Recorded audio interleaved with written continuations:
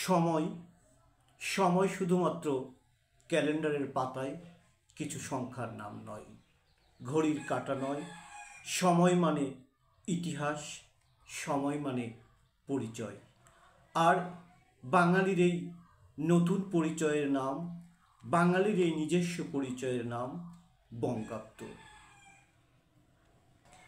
বঙ্গাব্দের ইতিবৃত্ত সম্পর্কে জানতে হলে ইতিহাসের পথ ধরে আমাদের ফিরে যেতে হবে 1560-এর দশকে।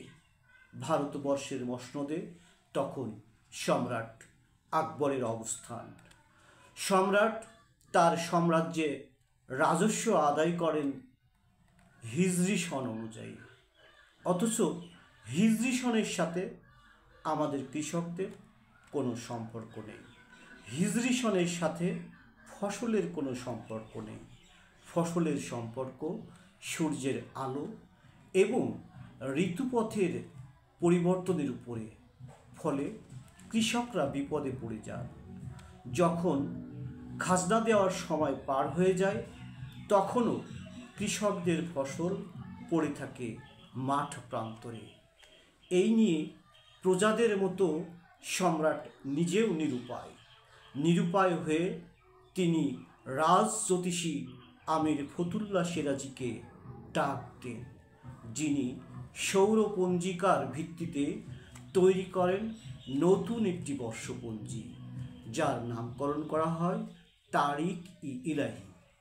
এই তারিখ-ই-ইলাহি পরবর্তীতে বাংলার কৃষিজ অর্থনীতির সঙ্গে মিলেমিশে একাকার হয়ে ফসলি সনের পরিচিতি পায়।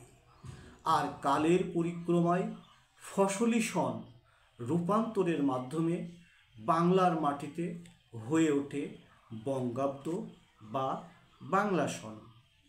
এই বাংলা সন গণনার কার্যক্রম আরম্ভ হয়েছিল 1584 খ্রিস্টাব্দে, কিন্তু গণনার ভিত্তি ধরা হয় 1556 সালকে।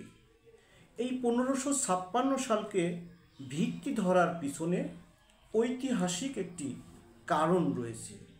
কারণ এই 1556 সালে সম্রাট আকবর প্রথম দিল্লির সিংহাসনে অধিষ্ঠিত হয়েছিলেন।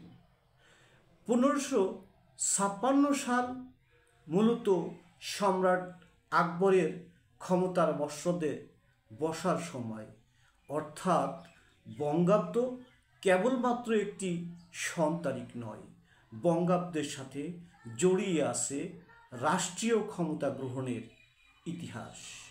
অসংখ্য ইতিহাসের সাক্ষী আমরা।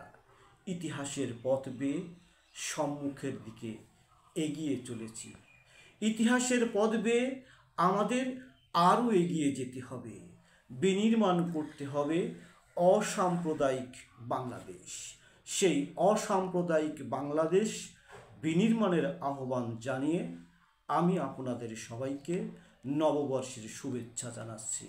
শুভ নববর্ষ, শুভ হোক আগামীর পথ চলা।